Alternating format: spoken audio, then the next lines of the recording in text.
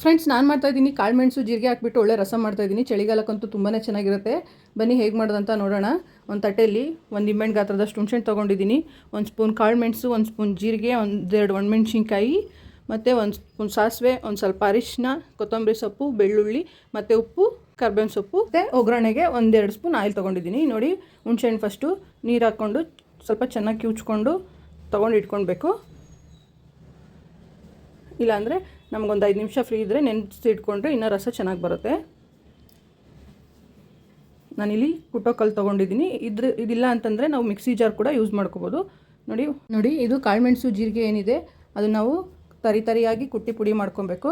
Full nice ಆಗೋದೇನು ಬೇಡ, ಇದು flavour ಬಿಟ್ಕೊಳ್ಳುತ್ತೆ. ಅರ್ಧ ಪುಡಿ ಆದರೆ ಸಾಕು. ನೋಡಿ, ಇಷ್ಟಾದರೆ ಸಾಕು. ಇದಕ್ಕೆ ನಾವು ಸುಲಿಟ್ಕೊಂಡಿರೋಂಥ ಬೆಳ್ಳುಳ್ಳಿನೂ ಹಾಕ್ಕೊಂಡು ಮಿಕ್ಸ್ ಮಾಡ್ಕೊಳ್ತಾ ಇದ್ದೀನಿ. ಇದೂ ಅಷ್ಟೇ, ಸ್ವಲ್ಪ ತರಿ ಆದರೆ ಸಾಕು, ಫುಲ್ ನೈಸ್ ಆಗೋದೇನು ಬೇಡ. ನೋಡಿ, ಇದಾಗಿದೆ, ಇಷ್ಟ ಆದರೆ ಸಾಕು. ಒಂದು ಪಾತ್ರೆ ಇಟ್ಕೊಂಡಿದ್ದೀನಿ. 1-2 ಸ್ಪೂನ್ ಆಯಿಲು, ಸಾಸಿವೆ, ಕರಿಬೇವು, ಒಣಮೆಣ್ಸಿನ್ಕಾಯಿ ಹಾಕ್ಕೊಂಡು ಬಾಡಿಸ್ಕೊಳ್ತಾ ಇದ್ದೀನಿ. ನೋಡಿ, ಇದು ಫ್ರೈ ಆಗ್ತಾಯಿದೆ. ಇದು ಫ್ರೈ ಆದಮೇಲೆ ಇದಕ್ಕೆ ನಾವು ಕುಟ್ಟಿಟ್ಕೊಂಡಿರೋಂಥ ಪುಡಿ ಹಾಕ್ಕೊಳ್ತಾ ಇದ್ದೀನಿ. ಇದನ್ನು ಅಷ್ಟೇ ಸ್ವಲ್ಪ ಚೆನ್ನಾಗಿ ಆಯಿಲಲ್ಲಿ ಫ್ರೈ ಮಾಡಿಕೊಂಡು, ಆಮೇಲೆ ಇದೇನು ಹುಣಸೆಹಣ್ಣು ರಸ ಏನಿದೆ ಅದನ್ನು ಹಾಕ್ಕೋಬೇಕು. ನಮಗೆ ಎಷ್ಟು ಬೇಕೋ ನೋಡ್ಕೊಂಡು ನೀರು ಹಾಕ್ಕೋಬೇಕು. ತುಂಬ ತೆಳ್ಳಗೂ ಬೇಡ, ಒಂದು ಮೀಡಿಯಮ್ ಆಗಿ ಮಾಡಿಕೊಂಡ್ರೆ ಸಾಕು.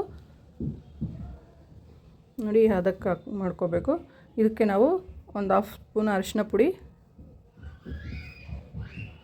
ಮತ್ತು ಸ್ವಲ್ಪ ಉಪ್ಪು 1 ಸ್ಪೂನಷ್ಟು ಹಾಕ್ಕೊಂಡಿದ್ದೀನಿ.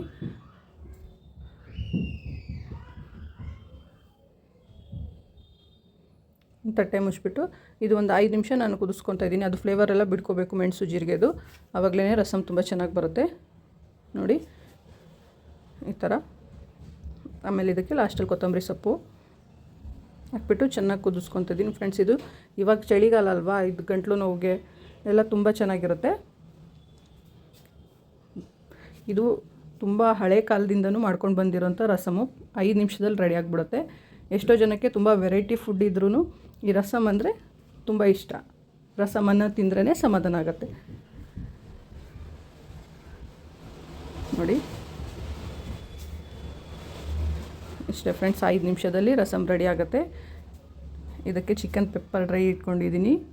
ಇದಕ್ಕೆ ಹಪ್ಪಳ, ಸಂಡಿಗೆ ಏನು ಬೇಕಾದರೂ ಕಾಂಬಿನೇಷನ್ ಮಾಡ್ಕೊಂಡು ತಿನ್ಬೋದು.